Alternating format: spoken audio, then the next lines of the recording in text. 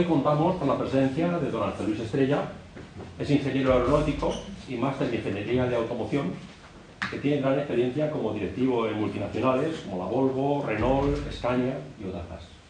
Actualmente tiene su propia empresa de consultoría y formación y colabora con su señor, que la tenemos aquí, en una empresa familiar de economía colaborativa.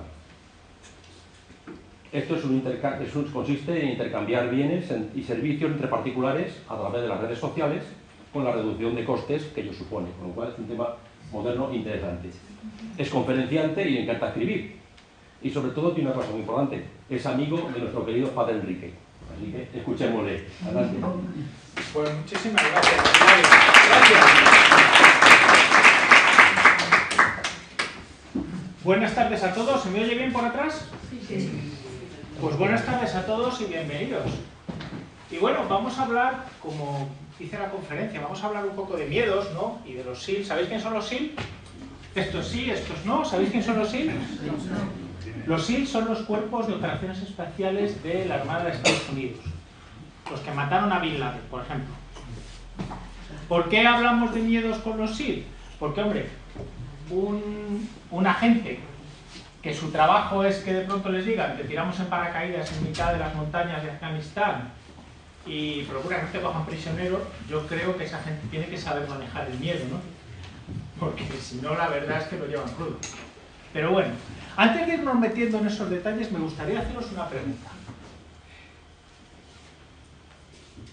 ¿Quién pensáis de estas tres personas que es más inteligente? ¿Este señor de aquí? Los madridistas ahí tenemos en sentimientos encontrados con él ahora.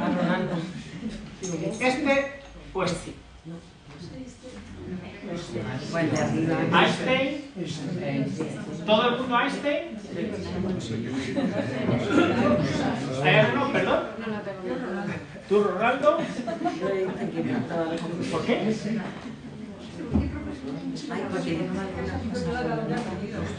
Porque ha sabido llegar, me ha querido, muy bien. ¿Alguna opinión más? De Messi nadie, ¿no? No tienen por qué ser más inteligentes. No tienen que ser más, ¿por qué ser más inteligentes? No, si no digo que tengan por qué, simplemente digo cuál es vuestra opinión. ¿Cuál es vuestra opinión? ¿Cuál de los tres, desde vuestro punto de vista, cuál es más inteligente?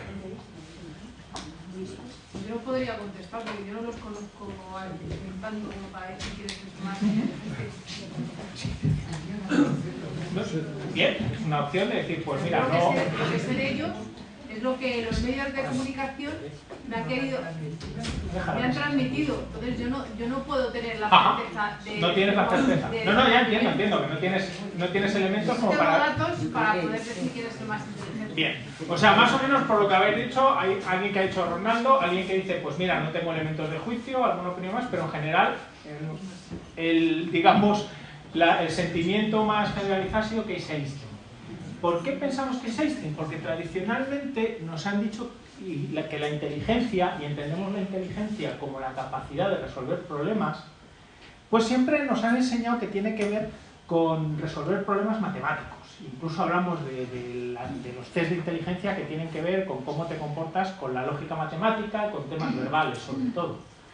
Sin embargo, hoy en día en temas de inteligencia, y gracias a los estudios de este señor, Howard Gardner, psicólogo de la Universidad de Harvard, además bastante famoso en España porque es premio Príncipe de Asturias 2011, este señor lo que dijo es, actualmente no tiene sentido hablar de una inteligencia tal como la hemos comentado, como la hemos conocido hasta ahora, sino que el ser humano tiene 8 inteligencias distintas.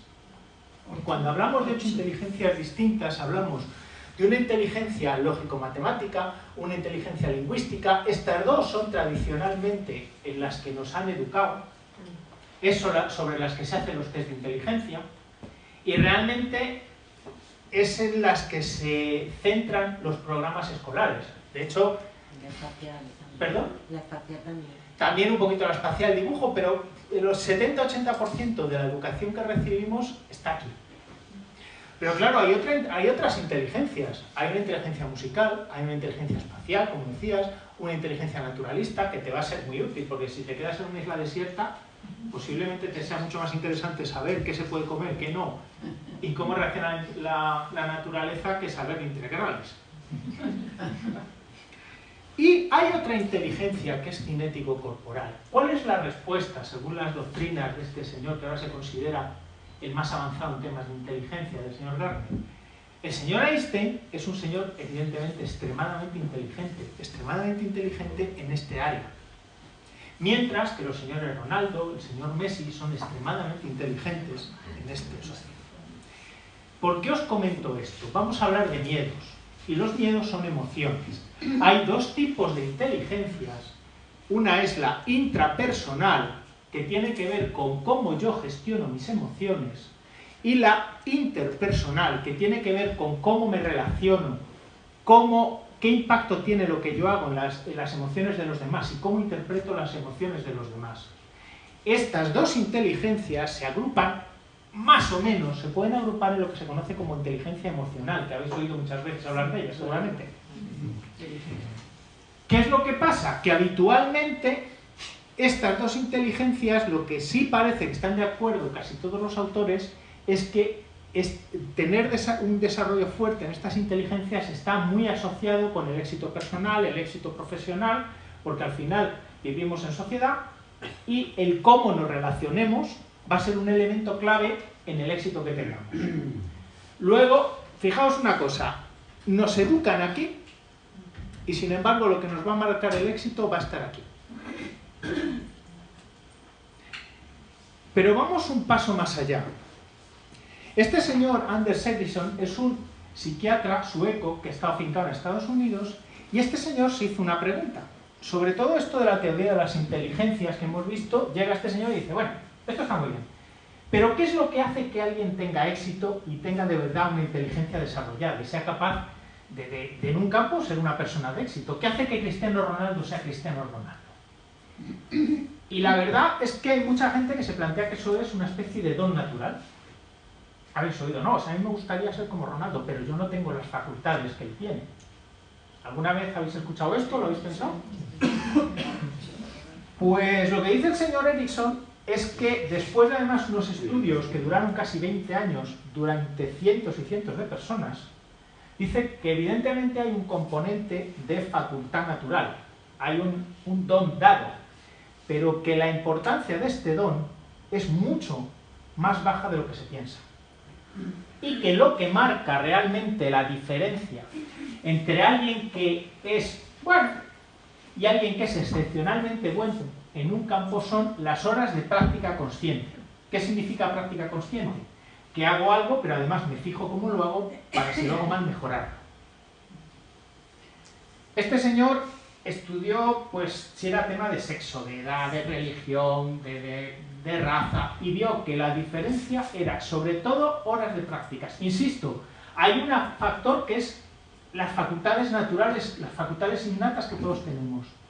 Pero ese don, digamos que se llega a anular frente a una práctica consistente. De hecho, él hizo unos ensayos, creo que fue la Filarmónica de Berlín, donde ya estamos hablando de músicos todos de un nivel. Para entrar a la Filarmónica de Berlín no entra cualquier manazas, ya son músicos de un nivel bastante alto. Y hizo 3 grupos de músicos. Gente que eran músicos, digamos, normalitos dentro de lo que es la Filarmónica de Berlín. Gente que eran razonablemente buenos y auténticos virtuosos. Y después de ver todos los factores, vio que la única diferencia entre los 3 grupos es que unos ensayaban 2-3 horas diarias, otros 6 y otros entre 8 y 9. Posiblemente habéis oído hablar, a Paco de Lucía lo conocéis todos, ¿no? ¿Sabéis la frase que él tenía? Dice, yo ensayo todos los días entre 10 y 12 horas, y eso en mi tierra le llaman tener duende.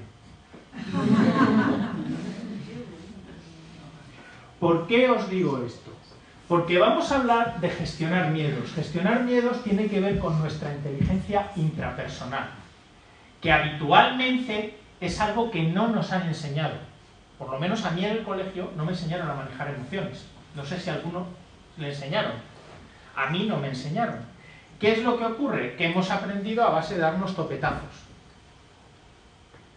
Entonces vamos a ver unas técnicas relativamente sencillas que vais a poder utilizar. Y la buena noticia es que todos tenemos las facultades y la capacidad de hacerlo, que es simplemente horas de práctica. ¿De acuerdo hasta aquí? Muy bien. Pero, ¿esto del miedo qué es? Vamos a ver desde el punto de vista fisiológico, ya aterrizando un poco, sabiendo que vamos a ver cosas que practicándolas cualquiera de nosotros nos puede hacer desarrollar esa inteligencia intrapersonal y por lo tanto ser más inteligentes en ese campo. ¿Qué es el miedo? Fijaos, el miedo es un mecanismo de defensa y es un mecanismo absolutamente natural que nace en la amígdala cerebral. No sé si hay algún médico en la sala. ¿Hay alguno? Si hay alguno, pues si meto la pata alguna cosa, porque voy a hacer una descripción muy somera de temas de neurociencia. Espero que no haya venido armado de tomates ni de nada. La idea es daros un concepto, evidentemente, entender que me da un concepto muy sencillo. Si alguien tiene interés en profundizar más, hay un libro del doctor Mario Alonso Puig que se llama El cociente Agallas, donde todos estos temas los explica con todo lujo de detalles. ¿De acuerdo? El miedo nace en la amígdala. La amígdala es una parte del cerebro que forma parte del cerebro primario. Es la parte del cerebro que, digamos, es común con reptiles, con cualquier animal. Y es un mecanismo de defensa. Y es un mecanismo que reacciona el doble de rápido que la parte consciente, que la parte racional. ¿Qué es lo que hace la amígdala? Ante algo que percibimos como peligroso, pone el cuerpo en situación de lucha. Entonces, lo que hace es que se liberan una serie de hormonas y eso, los efectos que tiene es que se acelera la respiración, se acelera la frecuencia cardíaca, tengo más azúcar en sangre, me suben los niveles de azúcar en sangre para poder que mis músculos actúen con más rapidez, se inhiben todas las funciones que no son esenciales en aquel momento, como el sistema inmunológico, como son procesos digestivos. ¿Y qué es lo que pasa? Que esa parte del cerebro que hemos visto, la amígdala, digamos que se produce una situación que se llama secuestro amigdalino porque absorbe todo el riego que llega al cerebro. Entonces, cuando una persona está en situación de miedo, en situación de pánico, esa situación de secuestro amigdalino lo que hace es que todo el riego del cerebro vaya a la amígdala y digamos que la parte racional del cerebro está como apagada. ¿Qué es lo que pasa? Que ante esa situación solo podemos hacer 3 tipos de respuestas, que son, además, reflejas, no son racionales. O huir, ¿perdón? Huir, atacar. O huir, evidentemente, lo miramos es lo que hacen los animales. Si te encuentras un gato y le das un pisotón, ¿qué hace el gato? Sale corriendo. Si le acorralas al gato, ¿qué hace? Lucha. ¿Y algunos habéis cruzado con un puercoespín, por ejemplo, por la noche, cuando lo iluminas con los faros? O un ciervo por la noche, si le iluminas con los faros del coche, ¿qué hace? Se queda parado. Son tres respuestas que además son reflejas. Y lo que es importante es que nos demos cuenta que nuestra capacidad de resolver problemas, nuestro raciocinio, nuestra inteligencia, no es algo, digamos, que tenga un nivel fijo. Es una ventana que se abre o se cierra en base a nuestro estado emocional. Cuando nosotros estamos en una situación de pánico, con todo el riego yendo a la amígdala, tenemos nuestra ventana intelectual completamente cerrada. Y en una situación de pánico somos incapaces de tomar cualquier decisión racional y de analizar ningún problema. ¿Alguno de vosotros alguna vez le ha pasado que en una discusión, una cosa, pues en una situación de miedo, de mucha ira, y luego ha pasado el tiempo y ha dicho, joder, ¿pero cómo hice yo eso? ¿Os ha pasado? Sí. ¿Qué os ha ocurrido? Que estabais haciendo un acto reflejo, estabais luchando, si no físicamente, verbalmente, pero no estabais razonando sobre lo que hacíais. ¿Qué es lo que ocurre además con esta situación? Que es un mecanismo que está muy bien pensado, porque está pensado para que nosotros vamos por el campo, de pronto nos encontramos un oso y seamos capaces de salir corriendo, lo que sea, y luego ¿qué pasa? Que el oso se va y nuestros niveles vuelven a un nivel normal. ¿Qué es lo que pasa hoy en día? Que lo que nos produce miedo no es un oso, es un ERE, es que no entrego el trabajo a tiempo, es que no sé qué pasa, que el sueldo no me llega, es que no sé cuánto. En definitiva, son una serie de estímulos que ¿qué es lo que hacen? Que en lugar de que tenga el pico de miedo y otra vez vuelva a mi homeostasis, ¿qué es lo que pasa? ¿Qué es el estrés? Pues una situación de miedo sostenida. ¿Lo veis? ¿Perdón? De miedo. El miedo. Es un miedo sostenido, es en lugar de me encuentro el oso, lucho o lo que sea y el oso se va, es esa tensión por otro tipo de temas, pero sostenidos. ¿Qué es lo que ocurre? Que tengo al cuerpo continuamente fuera de su equilibrio. Y cuando tengo continuamente al cuerpo fuera de su equilibrio, ¿qué es lo que le pasa? Pues que estoy cansado, que estoy con fatiga, que estoy agotado. ¿Por qué? Porque estoy en una situación, tengo el cuerpo, digamos, en modo lucha, pero en lugar de para una lucha lo tengo continuamente. Tengo tendencia a engordar, ¿por qué? Porque tenía mucho azúcar en sangre para que los músculos sean capaces de responder rápidamente. Eso está pensado para una lucha, pero si lo mantengo continuamente, ¿qué pasa? Tendencia a engordar. Por lo tanto, ya podemos meter una pequeña cuña. Hacer ejercicio va de maravilla para todo lo que es estrés y miedo. Irritabilidad. Eso creo que solo me pasa a mí, ¿no? Vosotros no diréis nada.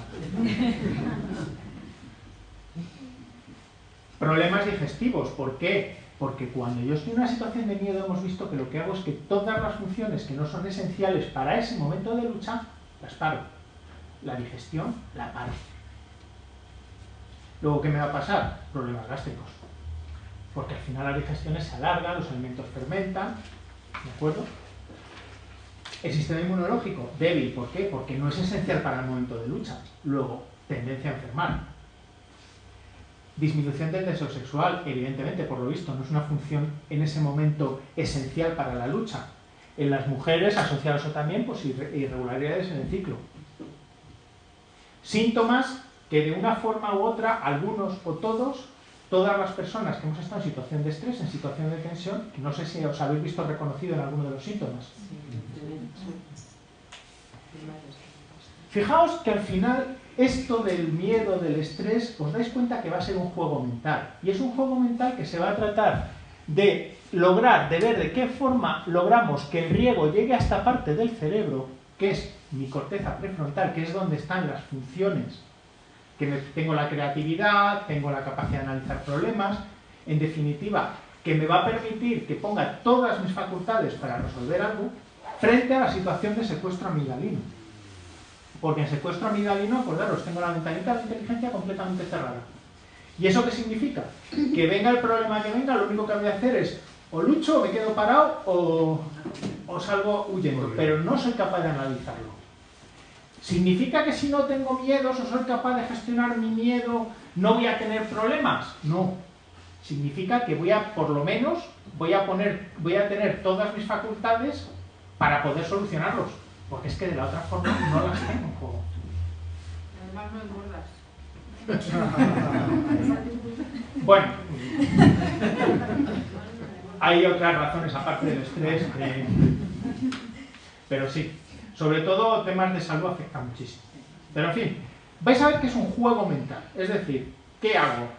Tengo que de alguna manera, cuando se produce un estímulo, vamos a ver qué hago para evitar que todo el riego se vaya a la parte de mis amígdalas, ojo, mis amígdalas del cerebro, nada que ver con las amígdalas de la garganta, y sea capaz de que venga riego a mi parte prefrontal.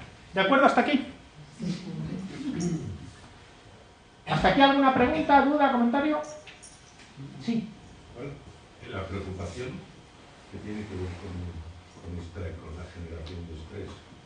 Al final una preocupación es algo que a ti te está generando una ansiedad, es un miedo a un nivel un poco más bajo y por algo que quizá te estás tú generando. Vas a ver que una de las cosas de los miedos que lo generan no es en sí los hechos son neutros, es la interpretación que tú le das. Al final estoy simplificando mucho, pero de alguna manera todos son situaciones donde empieza a la amígdala a dispararse y cuando se empieza a disparar empiezan a pasar, te empieza a poner el cuerpo en modo de lucha. Cuando tú no vas a luchar, porque tú lo que vas a tener, normalmente quiero decir, pero que lo vas a tener, a lo mejor las preocupaciones que tenemos es, yo qué sé, que no llego a fin de mes, que me van a echar del trabajo, que no sé cuánto. Y sin embargo, lo que estoy respondiendo es poniendo el cuerpo en un modo de lucha física. ¿De acuerdo? ¿Cómo vamos a manejarlo? Pues vamos a ver históricamente, como os digo, cuando yo empecé a ver cómo manejar estos temas, y esto surgió por unas conferencias a emprendedores con el negocio que llevo con mi mujer, donde vi que la gente que iba a emprender, pues una de las cosas que se enfrenta a una situación nueva y la verdad que eso genera mucha tensión. y había miedo, joder, ¿y esto cómo lo hacemos? Y yo empecé a analizar a ver qué posibilidades había, y había oído esas cosas, no sé si lo habéis oído, es que contra el miedo la acción. ¿Lo habéis oído alguna vez? Difícil porque si tú estás en situación de miedo, estás bloqueado, por definición, lo difícil que pongas acción. O hay que racionalizar los miedos, no sé si habéis oído eso alguna vez. Eso también hemos visto que es prácticamente imposible porque es una emoción llevada al extremo, luego difícilmente la vas a racionalizar. ¿Qué vi? Joder, vamos a ver estos SEALs, porque estos sí que de verdad en su trabajo diario pasan miedo, tienen una situación que tienen que manejar. ¿Qué pasa? Buceando un poco la historia, pues llegamos a esa playa. ¿Alguien sabe dónde es? ¿Perdón? No, venga, lo voy a poner. Eso es Bahía Cochinos. ¿Por qué Bahía Cochinos? Año 1962 y el régimen, la administración Kennedy intenta derrocar a Fidel Castro e intentan hacer un desembarco en Bahía Cochinos, que es un auténtico fracaso. De hecho, acaban presos todos los que intentaron hacer la invasión, con un pronóstico bastante negativo.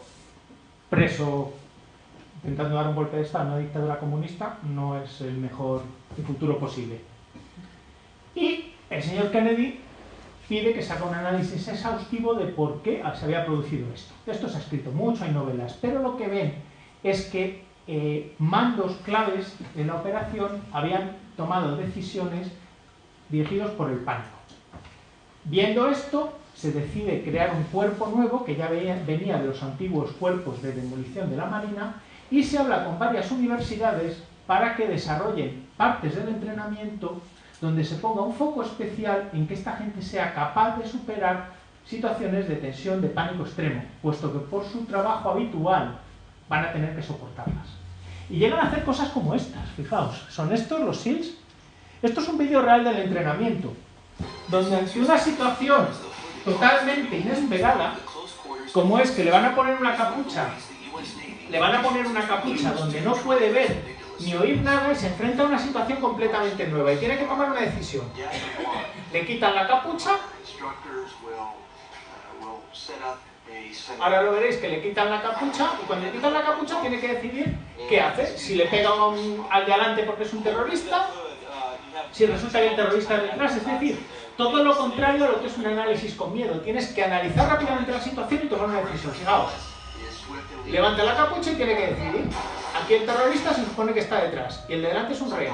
O simplemente levanta la capucha y simplemente es un señor que se le había acabado la gasolina. ¿Cómo se logra tener... Jope. ¿Cómo se logra una cosa como esa? Pues fijaos, este señor es Lou Holtz. Lou Holtz es el entrenador más galardonado del fútbol americano universitario. Y siempre decía una cosa, decía que cuando la gente que está a un nivel de élite se supone que están dando el 100%, pero que solo aquellos que son capaces de dar un poquito más son los que de verdad triunfan. Y cuando hablamos de dar un poquito más, la primera cosa que descubren estos neurocientíficos, psicólogos, médicos, psiquiatras, al ver cómo manejar el miedo, es lo que ellos llaman la regla del 40%. Y la regla del 40% lo que dice es que el cerebro, que está pensado para que sobrevivamos, no para que tengamos éxito, el cerebro nos va a mandar una señal de ya no puedes más, cuando mi resistencia está al 40%. ¿Alguno de aquí corréis maratones? ¿Lo habéis corrido? ¿Sí?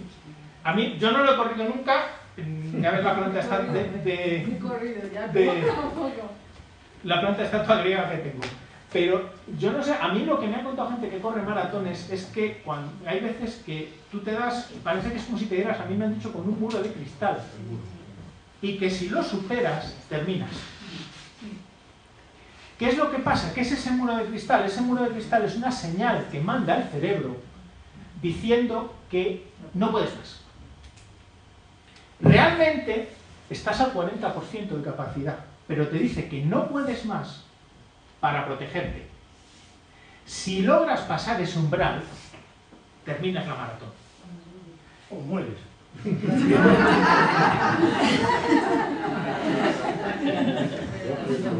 Habitualmente no. Lo que ellos vieron es que, no sé por qué el 40, no sé si es el 37,2 o el 41,5, pero a ese límite, el cerebro humano, a ese límite de resistencia manda una señal de no puedes más. Y sin embargo, estás todavía al 40% de capacidad. Claro, siendo conscientes de eso, los SEALs tienen que pasar pruebas como esta. Esto es lo que llaman la semana infernal. Es una semana eliminatoria.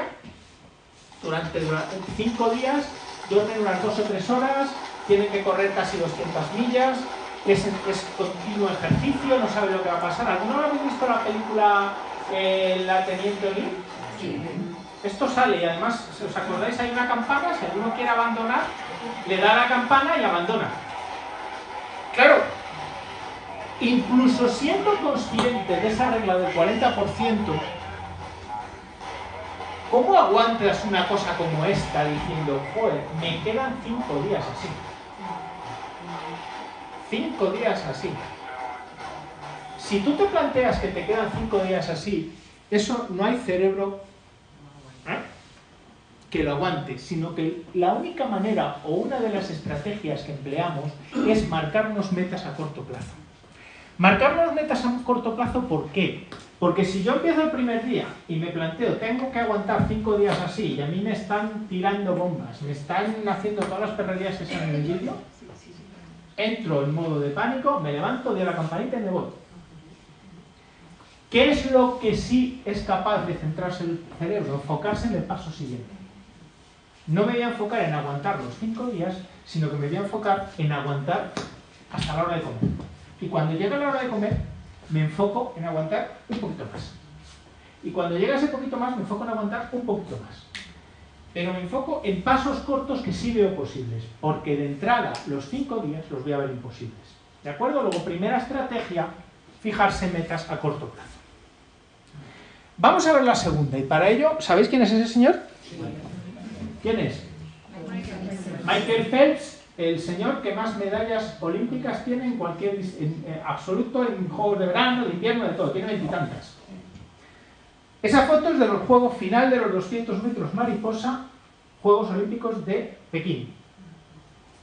El señor Phelps se prepara, suelta, suena la señal, salta, y cuando salta se produce una situación que para los nadadores es uno de sus pánicos. Se le mueven las gafas, se le descolocan y le entra agua en los ojos. Fijaos, estamos hablando de deporte olímpico, donde la gente entrena 4 años para una prueba que dura 1 minuto. Normalmente lo que nos puede producir a cualquiera es, pasa eso, se me descuadra, angustia, joder, 4 años y vaya mierda, y si no entra agua y no sé cuántos. Sin embargo, el señor Phelps se le mueven las gafas, le entra agua, le molestan los ojos y gana la prueba, medalla de oro, récord olímpico, récord mundial. ¿Por qué? ¿Cómo funciona el cerebro? El cerebro lo que hace es que cuando yo recibo una situación nueva, me encuentro algo, es como si fuera a ver esa amígdala, va a una librería de recuerdos. Y en esa librería de recuerdos va a ver si ese recuerdo le tengo o no le tengo. Si lo tengo, pues más o menos sé manejar la cosa y no se dispara la amígdala. Si no lo tengo, lo desconocido me provoca miedo y por lo tanto se me va a disparar el miedo, se me va a disparar ese pánico, que al final lo que va a hacer es bajarme el rendimiento y no dejarme mejorar. ¿Cuál es la buena noticia? Que esos recuerdos los puedo generar tanto con experiencias reales como con visualizaciones. ¿Qué hacía el señor Phelps? Entrenar un montón de situaciones que se le podían dar con visualizaciones. De forma que cuando se le produce que se le mueven las gafas, su cerebro va a ver la librería, y en esa librería está me entra agua en las gafas. ¿Qué pasa? Que el me entra agua en las gafas no es que él lo hubiera ensayado, sino que lo había hecho como una visualización muy potente. Luego, ¿cuál es la segunda técnica que vamos a manejar? La visualización, el entrenamiento, digamos, virtual. ¿Y esto funciona? Sí. Pero a mí se me genera una cuestión con lo que estás diciendo. Este señor tenía 4 años para entrenar y tenía la posibilidad de poder imaginarse todas aquellas situaciones que le podrían pasar el día de la prueba.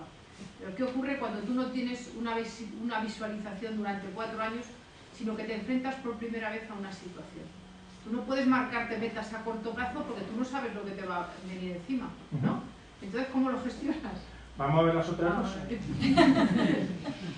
Porque por eso hay 4 técnicas de este tipo, hay 4 y más cosas.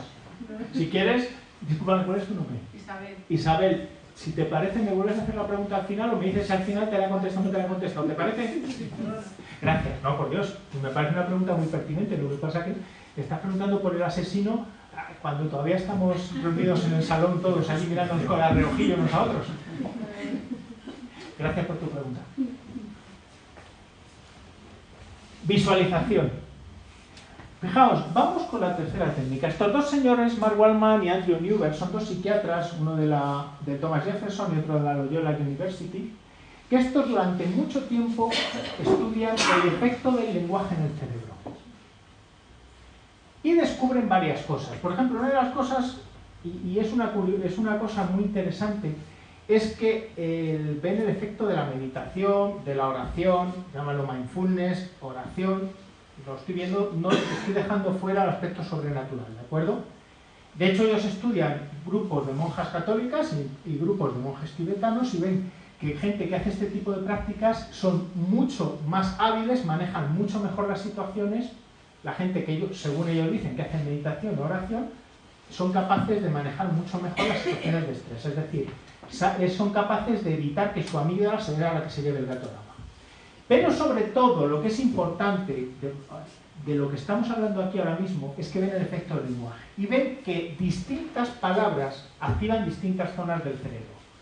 Palabras positivas activan los centros de placer y palabras negativas, no, reprimendas, activan la amígdala.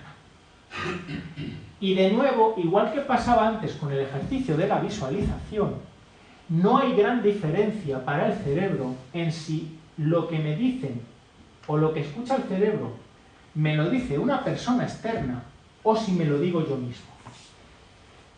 Luego, ¿cuál va a ser la tercera técnica que manejen los SEALs? Hablarse positivamente. Sin embargo, muchas veces, o soy yo el único que mete la pata y ha pasado y dice, si es que eres imbécil, es que hay que ver lo que has hecho, es que eres tonto, lo hago yo solo, ¿no? Sí. Eso lo que hace, digamos, entras en un círculo vicioso. Tanto si es a ti mismo como si es a una persona que está en pánico, hay que hablarle positivamente, porque palabras positivas van a hacer que su amígdala, digamos, se relaje.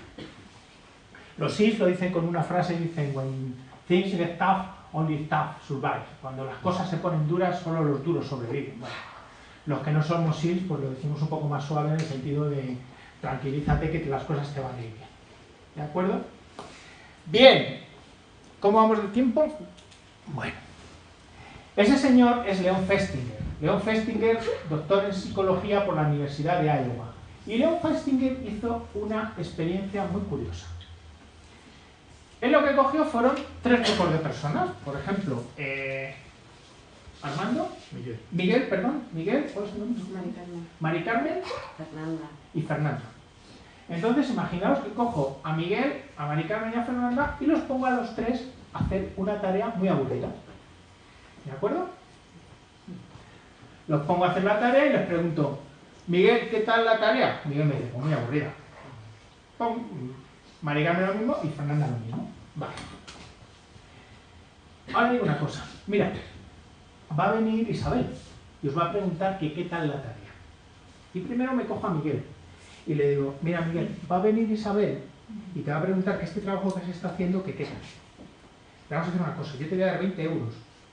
Ya que ya eran $20, en el año 57 $20 supongo que era una cantidad, pero bueno. Por mantener $20, 20 euros, y le vas a decir que la divertida, ¿vale? Mari Carmen, va a venir ahora Isabel y te va a preguntar que este trabajo, que qué tal era. Le di un eurillo y le dices que era divertida, ¿de acuerdo?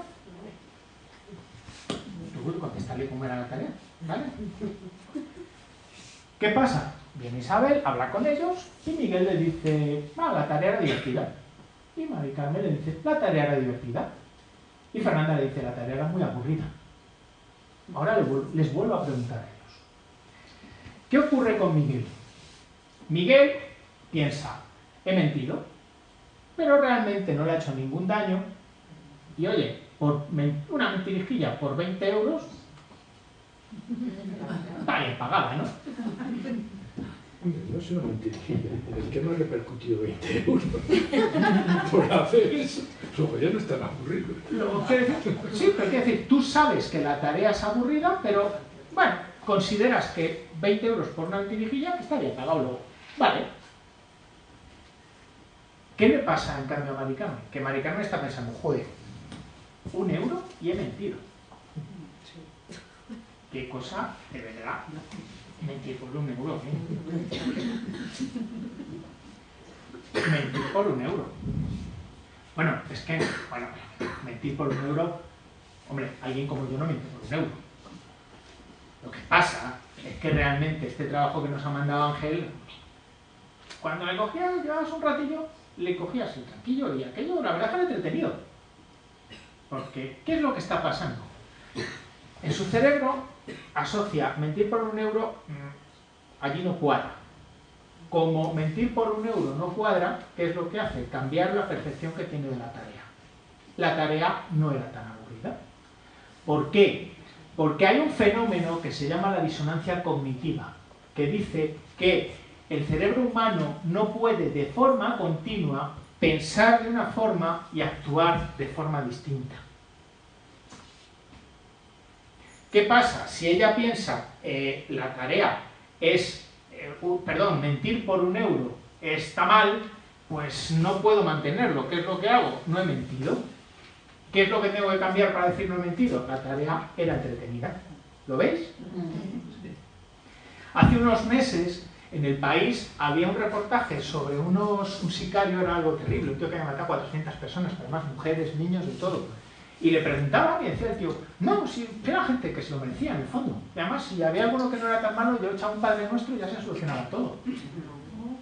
Era terrible. ¿Qué es lo que pasaba? Como de forma continua estoy matando, matar no es tan malo. El ser humano se alinea. Pero ojo, no pensemos que pensamos de una manera y nuestros hechos se alinean con el pensamiento. Muchas veces ocurre al revés. Actuamos de una forma y acabamos alineando nuestra forma de pensar. Estudios posteriores han confirmado que no solo es cómo pienso, cómo actúo, sino cómo pienso, cómo actúo y mi corporalidad. Tienen que estar alineadas. ¿Quién de aquí tiene hijos? ¿Alguna vez os ha pasado que estabais echando una bronca a los niños y os estabais riendo? ¿Y cómo acabó la bronca? No puedes echar una bronca riéndote. ¿Habéis visto cuando alguien llega a la meta en una prueba deportiva o algo, qué hace? ¿Sí? Los ciegos, y no lo han visto nunca, hacen lo mismo. Hay respuestas corporales que son, digamos, estándar al ser humano. Cuando yo estoy agitado, estoy en situación de tensión, ¿cómo respiro? Agitadamente. Luego, si yo empiezo a, de forma consciente, respirar con lentitud, ¿qué va a pasar? Hay un estímulo que me estresa, luego me estreso, me pongo nervioso, respiro agitadamente. Si yo empiezo a respirar con tranquilidad, ¿qué pasa? Que estoy desalineando.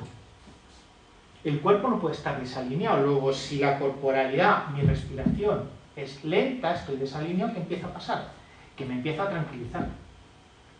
Porque no puedo tener la corporalidad, la forma de pensar y cómo actúo desalineado, de una forma constante. ¿De acuerdo? Luego, la cuarta técnica es el control de la respiración. ¿Ve? Me decías antes, Isabel, estas dos técnicas, las dos últimas, sí las puedes usar aunque sea una cosa que te pase el sopetón. Hablarte positivamente y controlar la respiración. Pero yo sigo diciendo un poco, y me reflejo en ello cuando he tenido alguna situación así de estrés, que uno a veces luego dice, ¿por qué me he comportado así, no? Si yo no soy así. ¿Cómo puedes, en ese punto álgido, cómo puedes tú controlar la respiración? Me parece dificilísimo, porque Vamos a ver qué es práctica también. Fíjate, por una cosa,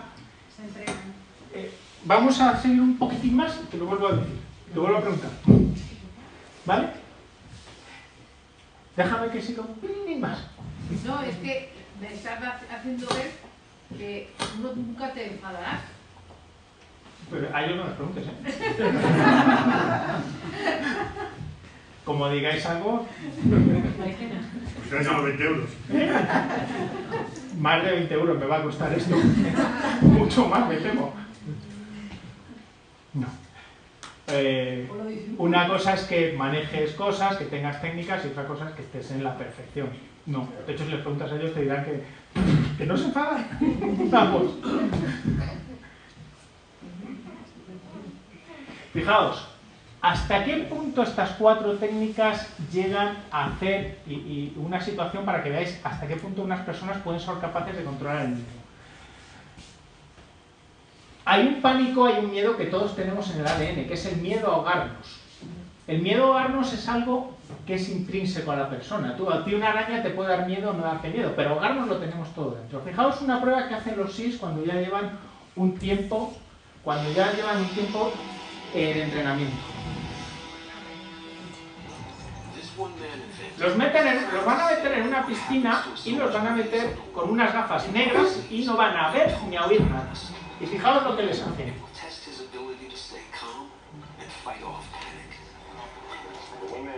Estos vídeos son vídeos reales de entrenamiento, ¿eh? Si yo tenía ganas de ser sí, con esto ya me las quitaron del todo. Le meten gafas oscuras, él no sabe lo que le va a pasar. Y ahora veréis lo que hacen los instructores.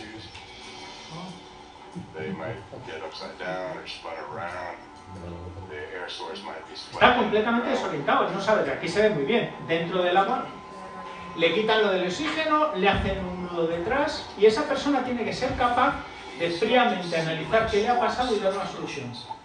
Lo más típico, una persona normal, es que le hace eso, entra en pánico y se ahoga o sale para arriba o lo que sea. Si tocan el suelo, fijaos cómo se ponen, si se ponen de pie en el suelo o salen a la superficie, los descalifican.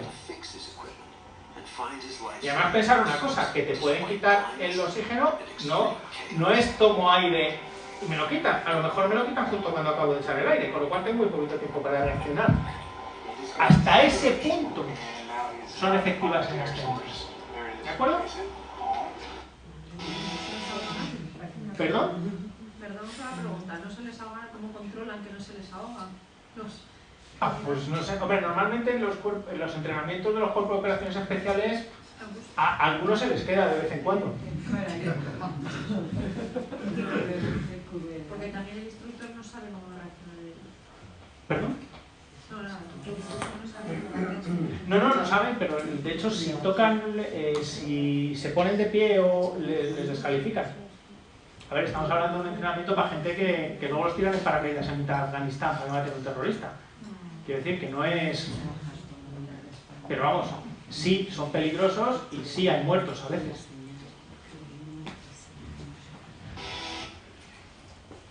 Esto, todo lo que hemos visto está muy bien, pero para que de verdad lo incorporéis a vuestras vidas, un poco trayendo a colación lo que decías, tenéis que lograr que formen parte de vuestros hábitos. Porque si no hacéis que sean hábitos estas 4 técnicas, pues, oye, diréis, no, sí, pues un lunes estuve allá en la parroquia de Torrelodones, tuve una conferencia que entretenida, bueno, o no, o me aburrí, o lo que sea, pero el día que caigáis, que tengáis una situación de pánico, no os vais a acordar de nada. ¿Cómo hacemos para acordarnos? ¿Cómo hacemos para que esto tenga una utilidad más allá de pasar un lunes entretenido? Este señor es Benjamin Franklin. Benjamin Franklin, uno de los padres de la patria de Estados Unidos, escribió un libro que se llama Autobiografía de un hombre feliz. No sé si alguno lo conocéis. Es un libro que recomiendo porque él cuenta su historia, además es muy costumbrista, muy divertido, y luego hay una segunda parte del libro donde él habla cómo quiere trabajar 21 virtudes. ¿Y cómo lo hace? Pues trabaja cada una de las virtudes durante un tiempo. Y luego la segunda, y luego la tercera, y va cada vez mejorando una. ¿Qué os quiero decir? Que si queréis que esto tenga una cierta utilidad para vosotros, la forma es que estéis una temporada Antes decían que un hábito eran 21 días, ahora dicen que son más. Bueno, pues una temporada trabajando una de las técnicas. Y cuando ya esa sea un hábito, la siguiente. Y cuando ya esa sea un hábito, la siguiente. Para que al final, si os tiran a una piscina con los ojos tapados, los oídos, si os quitan la bomba de oxígeno, se hacen esas perrerías que hacían ahí, pues que sepáis cómo salir adelante, ¿no? Bien, ¿hasta aquí alguna pregunta? Sí, yo, a lo mejor no tiene nada que ver con esto, pero mi experiencia vital es que mis hijos nunca han tenido miedo a nada. Entonces, mi pregunta ¿es que tienen algo ellos especiales, que hemos desarrollado mucho esas inteligencias múltiples? ¿Qué es lo que hace que un niño desde pequeño no tenga miedo, sea intrépido? Pues posible, vamos a ver. Gestione bien el estrés, o sea, pues hay algo de manera natural, porque yo llegaba a pensar que no tenían esa amígdala, sinceramente. ¡Qué maravilla! A ver, hablando con... Es que pienso que también hay un factor educativo, entiendo. No, absolutamente, ya hemos dicho que esto es inteligencia... Lo primero que he dicho, que es inteligencia intrapersonal y se desarrolla. Vamos a ver, dos cosas, y hablando con muchísima precaución porque no soy un psicólogo infantil o temas que pueda haber. Hay una patología que es no tener miedo. Sí. O sea, llevar al extremo es una patología. Si lo que hacen es que lo manejan bien, qué maravilla, pero no me atrevería, entiéndeme, no me atrevo a decir un diagnóstico de algo que esto es una cosa general, de algo que a lo mejor es muy concreto. Si lo que hacen es que lo manejan bien, joder, qué bien los has educado. Si no tienen miedo a nada nunca, yo iría a ver a un especialista. Pero conforme va teniendo experiencias negativas, de miedos va cogiendo miedos. Cuando somos mayores ya tenemos cantidad de miedos. Pero sí, no han pasado cosas. Sí, y el tema es, sí, como es, el gato caldo de la huye. Claro, el tema es manejarlo. ¿Cuál es tu nombre? Discúlpame. Ángela. Ángela. Sí. No me atrevo a darte una respuesta. Lo siento. Vale, no, yo entiendo que es que han sabido desarrollar esas capacidades y instintivamente... Puede ser que sí, oye, y fenomenal, si es eso es una maravilla.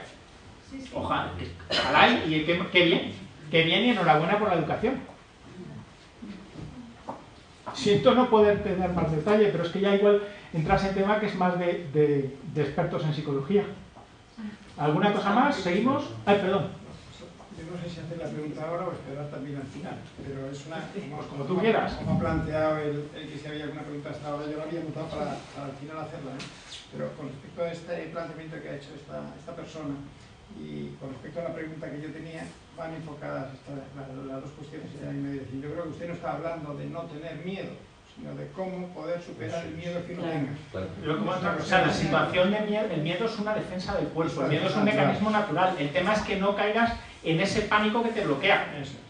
Eso Oye, en una situación, vamos a ver cómo lo manejo, porque si caigo en pánico, acordaros, amígdala secuestra, ventana de inteligencia, clash. Y si ventana de inteligencia, clash, no soy capaz de analizar la situación. Entonces, en las situaciones que van más allá de la asistencia humana, de la asistencia que conocemos que es la corporal, la física, en el mundo, que es la otra parte de la pregunta que yo tenía, hay otra dimensión que es la dimensión moral del ser humano. Entonces, el Papa Benedicto XVI se ha esforzado mucho en su pontificado en diferenciar entre la fe y la razón para decir que no son contrapuestas, sino que son complementarias. Aquí pasa algo a mi modo de ser, a mi modo de ver la cuestión, no sé si es demasiado atrevido, semejante.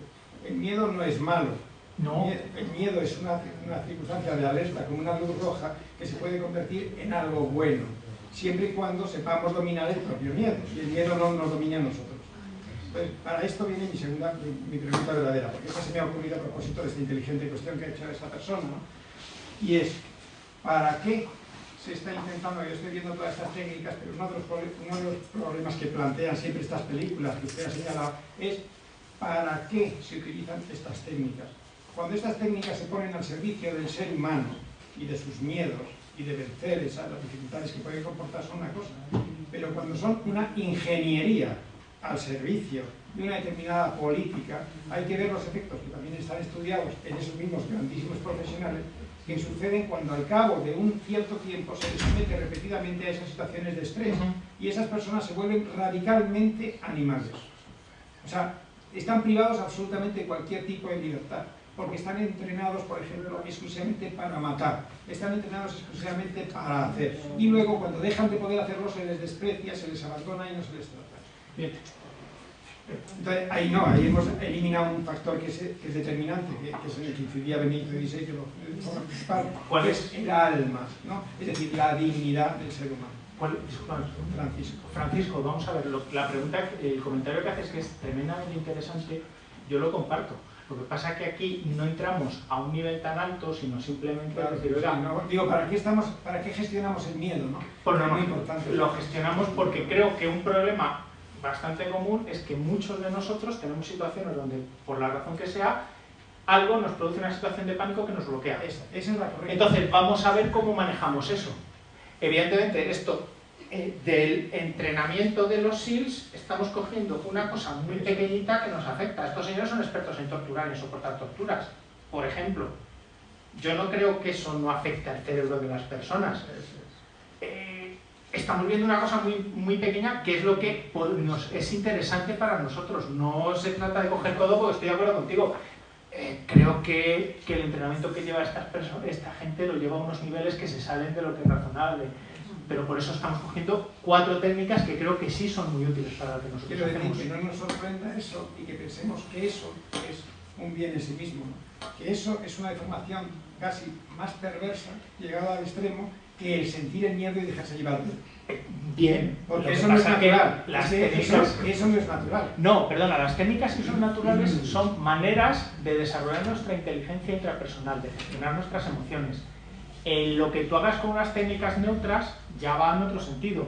Yo con un cuchillo puedo comerme un filete y un cuchillo neutro o puedo apuñalar a alguien. El cuchillo no es bueno o malo, es lo que yo haga con esa técnica. No quiero decir que eso no es esto no es subjetivo, lo que yo estoy diciendo no es subjetivo. O sea, está estudiado igual que las técnicas, que son técnicas para superar el miedo, llevados a ese nivel, está igualmente estudiado científicamente ya que esas técnicas son perversas. Es decir, que destruyen la personalidad del ser humano. A ver, las técnicas del entrenamiento... Esas las técnicas militares... ¿Perdón? Esas técnicas militares llevadas a ese extremo... Yo ahí no entro, yo solo...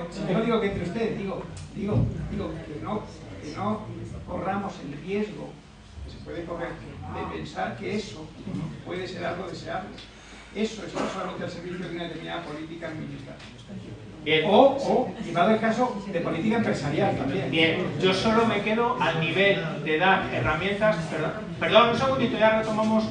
Yo solo me quedo al nivel de dar a la gente herramientas para evitar que en un momento dado, si ven que se van a bloquear por una situación de pánico, que lo puedan manejar. A partir de ahí ya entramos en los juicios morales que yo creo que se salen de lo que es el foco de este debate, de esta conferencia. Vamos a seguir, si os parece, porque vamos... Bien, hemos hablado de Franklin. Ahora vamos a hacer un pequeño análisis un poquito más allá. Y hemos visto qué haces cuando estás en pánico. Vamos a ver un poco más por qué yo puedo caer en una situación de pánico, muy rápidamente. ¿Qué es lo que yo puedo hacer o qué puedo reaccionar o cómo yo me planteo las cosas para no entrar en esas situaciones de pánico? Seguramente habéis oído hablar de este señor, ¿no? Víctor Frankl, seguro que sí. Víctor Frankl es... Sí, ¿perdón? El de la logoterapia. Logoterapia, efectivamente. Es un psiquiatra austriaco, judío, en el año 1942, le meten, por ir a buscar a su padre en Viena, le meten los nazis en un campo de exterminio y él narra toda la experiencia de lo que es el ser humano llevado al extremo de un campo de exterminio nazi desde el punto de vista psicológico. Y lo refleja en un libro que os recomiendo a todos aquellos que no hayáis leído. Es un libro sensacional, se llama El hombre en busca de sentido. No entra en ningún tipo, no es ningún morboso de las torturas, no, es simplemente el aspecto psicológico. Muy resumido, podríamos decir que descubre 2 grandes cosas. La primera, que es el centro de la logoterapia que comentaba Fernanda, es que en un campo de concentración no sobreviven los más fuertes, no sobreviven los mejor alimentados, sino que sobreviven y son capaces de sobreponerse los que tienen una esperanza a futuro, los que tienen una visión de un futuro que va a cambiar algo, los que viven proyectados a futuro. Ese es el punto número 1. Y el punto 2, que es lo que más nos afecta al tema del estrés, y lo descubre además en un momento terrible, donde está, pues os imagináis, judío, le tienen desnudo y le van a empezar a hacer no sé qué experimento. Si eres judío, te tienen desnudo en un laboratorio y te van a hacer no sé qué experimento, aquello muy bien, no pinta. Y en ese momento, el señor Frankl dice, me han quitado todo. De aquella le habían matado a su padre, le habían matado a la mujer, le habían quitado todos los manuscritos que tenía, se los habían destrozado, le tienen desnudo, o sea, ya no te puedo hacer más cosas. Y él dice, yo lo que nunca me van a quitar es mi libertad interior. Y yo ahora mismo soy libre, independientemente de todas las cosas que haga esta gente, yo soy libre de odiar o no odiar. Soy libre de la respuesta que doy. Y por lo tanto escojo no odiar. ¿Por qué digo esto? Porque un punto fundamental del estrés y del miedo es qué interpretación le demos a las cosas. Y hoy en día somos muy propensos a sentirnos víctimas, que es una decisión personal. ¿Qué significa sentirme víctima? Significa que, claro, con lo que se me ha caído encima, ¿cómo no voy a estar agobiado? Si es que fíjate tú, si es que el trabajo, si es que mis hijos, si es que mi mujer, si es que bla, bla, bla, bla, bla, bla, bla, bla. Porque si me siento víctima y es que con lo que se me ha caído encima, claro, ¿qué voy a hacer? ¿Qué posible respuesta tengo? Le justifico. Pero justificarse, te puedes echar a llorar, pero poco más. Si no percibes ninguna salida, ¿qué haces? Estresarte a tope. Este es un punto clave. Si escogemos, y eso es una decisión personal, si escogemos ser víctimas, tenemos estrés asegurado y a niveles altísimos. Si habéis leído al doctor María Alonso Puig, dice que el estado de víctima es el más tóxico que existe en el ser humano y el que más enfermedades causa. ¿Qué más cosas son factores estresantes? Pues por ejemplo la sensación de cambio. En el ser humano en general el cambio lo llevamos muy mal. ¿Por qué? Porque vamos a nuestra librería y hay libros que no tenemos. La sensación de falta de control. Hace unos años hicieron en la Universidad de Stanford un experimento que era, imaginaos, cogemos esta sala y vamos a ver estudiantes, imaginaos que sois todos estudiantes de un nivel académico similar, carreras similares, y vamos a ver cómo respondéis a hacer un determinado problema, resolver unos determinados casos, pero os vamos a poner unos cascos con unos ruidos altísimos, muy estresantes. ¿De acuerdo? Venga, del pasillo para acá, os venís conmigo a una habitación, os pongo los cascos, aquello es insoportable, empecéis con los ruidos, ¿y qué es lo que pasa? El resultado, un auténtico desastre. De aquí para acá, vamos a otra habitación. Lo mismo, los cascos, todo para arriba y para abajo, pero en un momento dado, Isabel me dice, oye, pero Ángel, ¿por qué hay un botón en la mesa? Digo, ostras, Isabel, perdona, que no te lo he contado. Mira, si en algún momento el nivel de ruido es tan alto que no podéis soportarlo, le das al botón, el ruido para y sigues haciendo el ejercicio. ¿Sabes lo que pasó? Nadie tocó el botón y sin embargo los resultados fueron iguales a los de un grupo que no hubiera tenido ningún tipo de ruido. ¿Por qué? Porque el factor estresante no es el ruido, el factor estresante es la sensación de falta de control ante ese ruido. Si yo tengo un botón que pienso, yo tengo el ruido controlado y en el momento que le dé se acaba el ruido, mi nivel de estrés baja. ¿Qué más cosas? La sensación de falta de tiempo, por supuesto. Pero en definitiva lo que es importante es que seamos conscientes que lo que me causa estrés no es la situación en sí, es la interpretación que yo le doy. Y ante estas cosas, ¿cómo puedo reaccionar? Fijaos, os voy a contar un par de historias. ¿Esos señores os suenan? Sí. La canción Pride, ¿quién la ha oído alguna vez? ¿Tú solo? Yo sí, la canción Pride es del año 1987 y una parte de la letra habla del asesinato de Martin Luther King en Memphis, donde dice, tomaron tu cuerpo, pero no tuvieron tomar tu orgullo. ¿Qué pasa? Estos señores están en Tempe, Arizona, de gira. El año que el gobernador Meehan acababa de suspender el día de Martin Luther King por disturbios raciales. ¿Qué pasa? Amenazas, los vamos a matar, y esta gente no se lo tomaba en serio. ¿De acuerdo? ¿Qué es lo que pasa? Que en un momento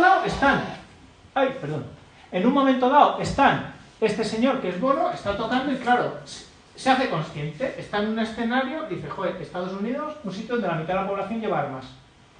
Y estoy en un escenario levantado, iluminado. Vamos, lo difícil es no darme.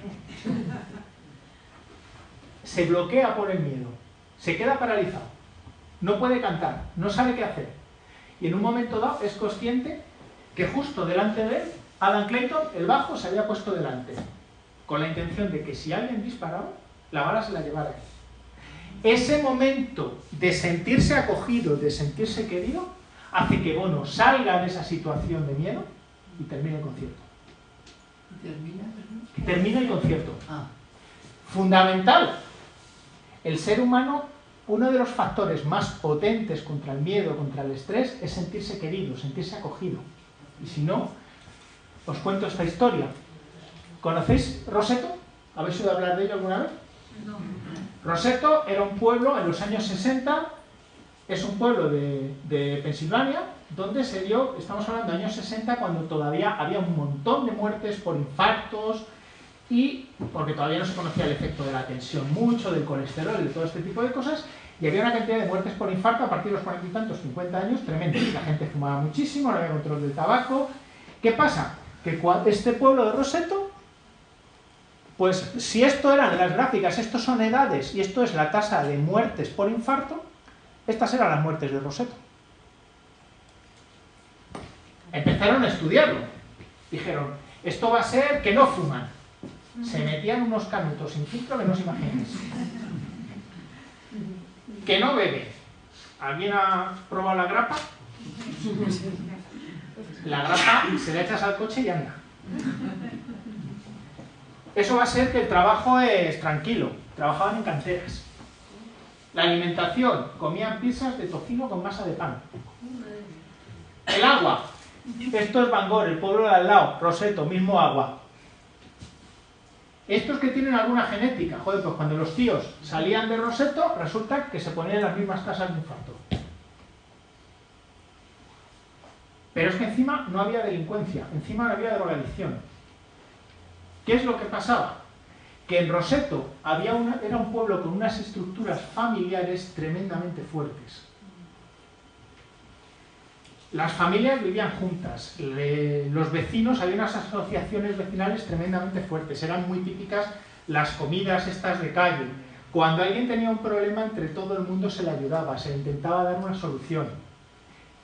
Y al final, que la gente, que el ser humano se sintiera acogido, se sintiera querido, ese efecto de sentirse querido, sentirse acogido, yo no voy a decir que el colesterol es bueno, ni que todas estas cosas, ni mucho menos. Lo que quiero decir es que muchas veces un ser humano que se sienta acogido y querido, eso es un efecto tan positivo que muchas veces llega a contrarrestar todo lo otro.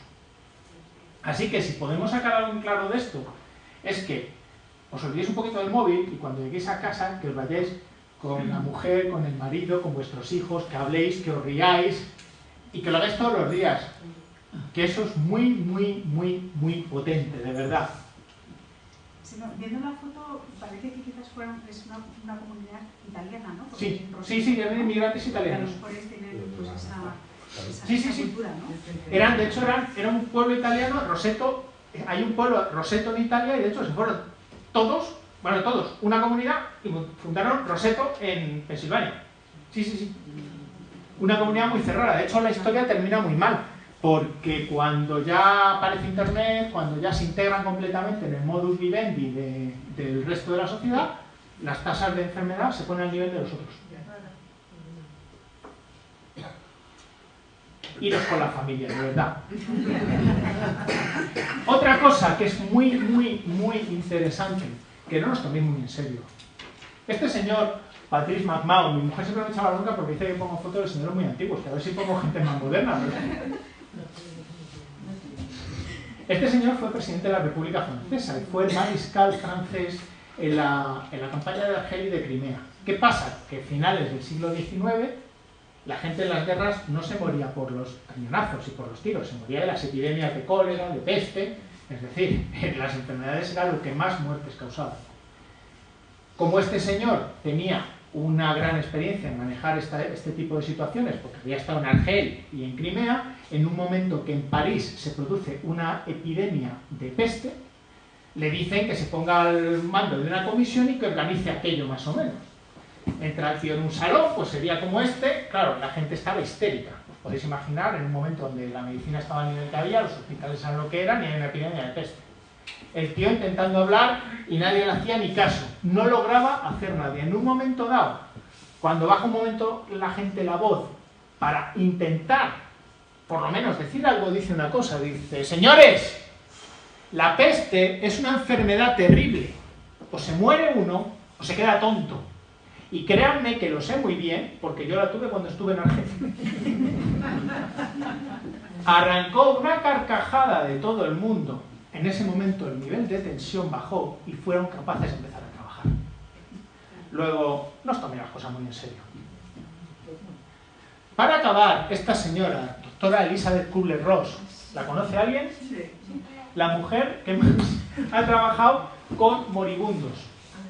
De hecho, la práctica totalidad de las teorías que hay de cuidados paliativos ahora mismo son gracias a los trabajos de esta psiquiatra suiza que tenía documentados cerca de 30.000 casos de moribundos. Y esta señora, entre otras muchas cosas, pero descubre dos. Cuando trabaja con gente que va a morir, dice que hay dos cosas que son constantes. Aparte de que la persona que está enferma sabe cuándo va a morir, todo el mundo dice, tenía que haber pasado más tiempo con mis seres queridos. Nadie dice, tenía que haber vendido más aquel año, o tenía que haber cambiado mi estrategia de la empresa. Todos dicen, tenía que haber pasado más tiempo con mis seres queridos, que entronca con lo que hablábamos antes de Roseto. Y la segunda cosa que dice, que es una constante en toda la gente que va a morir, es, tenía que haberme atrevido a hacer más cosas. Pero tuve miedo y no las hice. Me tenía que haber atrevido a hacer más. Yo espero que por lo menos con estas herramientas que os he dado, vosotros sí os atreváis y seáis capaces de hacer alguna cosilla más de la que hacíais hasta ahora. Así que os doy las gracias por vuestra atención y ahora sí respondo a las preguntas esas que han quedado ahí en el tintero. Gracias.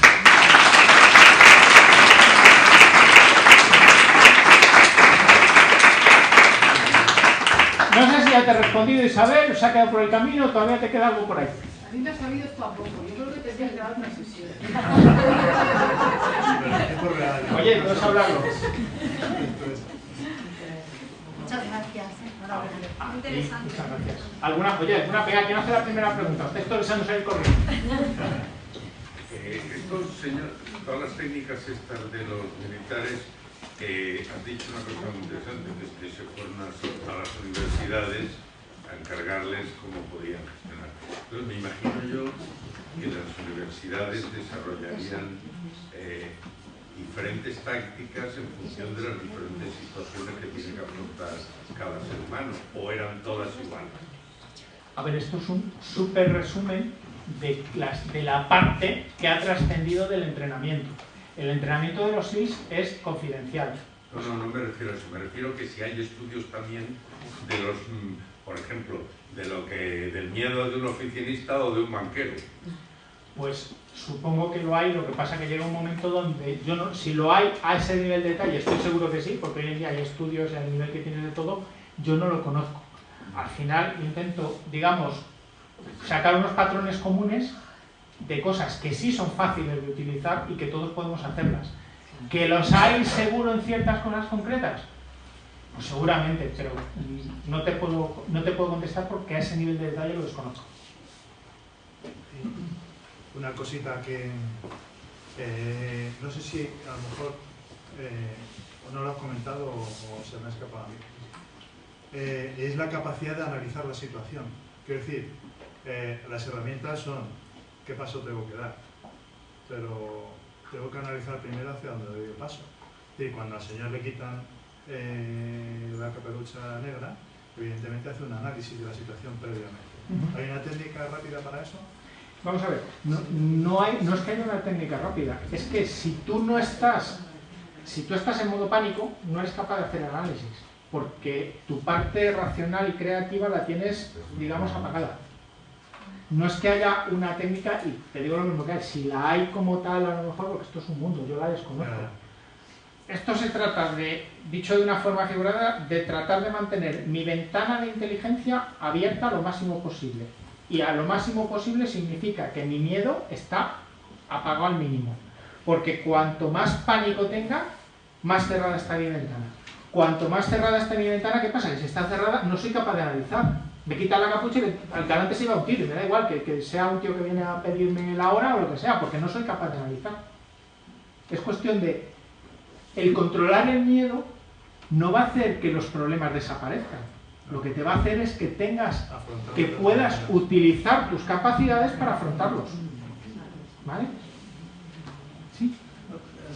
En el sentido que estabas comentando antes de FED, ese fenómeno de natación, como hemos conocido, sí, capaz de batir récords mundiales en esa situación que nos has dicho, yo puedo aportarte, como entrenador y jugador que he sido de baloncesto, lo que puede suponer a un equipo que va perdiendo el que cuando llegue el primer tiempo y nos podamos reunir a nivel de comentarios como jefe, el inculcar el que nosotros podemos, el que esto tenemos que sacarlo adelante, es que aquí hay un club que necesita que cada uno, etcétera, etcétera, etcétera.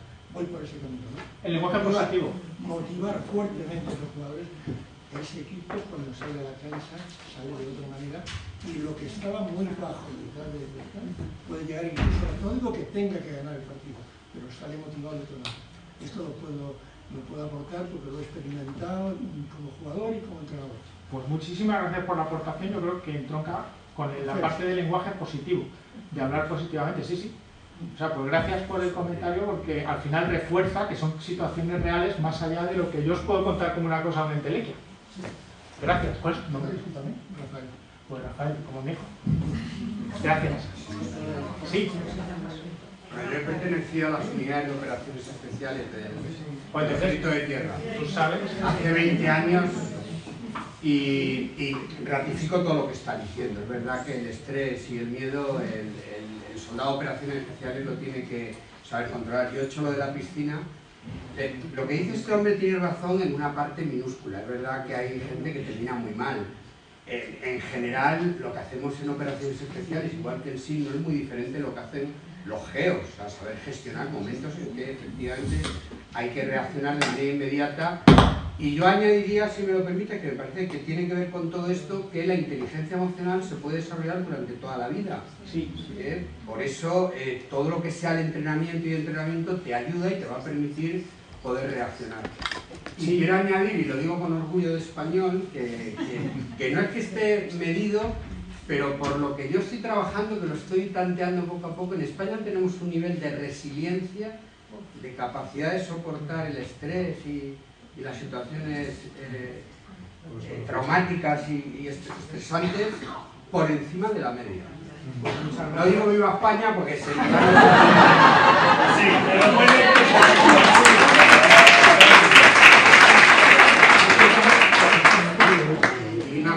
Ignacio, muchas gracias, porque también es otra aportación que, hombre, que ya no es que yo diga que lo sí, sino que es de alguien que lo ha sufrido en sus carnes. Pues lo de la piscina no tiene pinta de ser lo más agradable que te pasa en la vida. No, solamente con que te quiten las gafas, aunque no estuvieras tapado, es de una desorientación. No, esa prueba ellos dicen que... Bueno, que una vez saltando en paracaídas no se me abrió bien el paracaídas, pero no quiero aburrir. La prueba de la piscina, ellos sí tienen la más dura de todas. Es muy duro, debajo del agua sí que es verdad que todo eso. Venga, ¿alguna pregunta? Yo una observación. A ver, a mí me preocupa seriamente el nivel de estrés que tienen los niños y los padres que educan siempre en el miedo. ¿Cómo puedes educar hijos en el miedo y encima estresados? ¿Eso a qué nos conduce? A niños. Bueno, esa pregunta es la... Que está terrorífico. Sí, pero fíjate que nos han educado, no solo en el miedo, nos han educado en el miedo y en el fallo. Nos han educado en que tú ves un cuaderno, no sé, yo hacía cuadernos de caligrafía rubio, de aquí a alguno más seguro, ¿no? ¿A cuántos de vosotros hacías, yo qué sé, yo me acuerdo, la G mayúscula, que era una cosa que me daba muchas pesadillas, porque había que hacer algunos floripondios, que yo creo que no he hecho una G mayúscula ayer en mi vida, además lo tengo como un complejo que no he conseguido ni con terapia que me lo quiten. Vamos.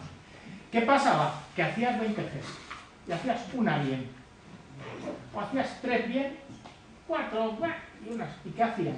Te marcaban con boli rojo todas las que estaban mal. ¿Solo me lo hacían a mí? Es decir, no te decían, oye, has hecho bien 3, seguro que como has hecho bien 3 eres capaz de hacerlas bien. Luego venga, vamos a trabajar esa línea de que sabes hacer bien, a ver cómo has hecho bien. No, has hecho estas mal. Nos han educado, no son, o sea, es una... A mí me parece aberrante, pero es que nos educan en el fallo. Pero ¿no te parece que eso es un poco más antiguo que hoy día? Eso viene de un... Yo lo tengo. Eso tiene una razón de ser, porque no tiene el sistema educativo, pero eso da para otra conferencia. Gracias. Muchas gracias. Nada, un placer, ¿eh? Sí, no, mirad la hora, yo creo que ya... Bueno, pues yo me estoy levantando muchísimo.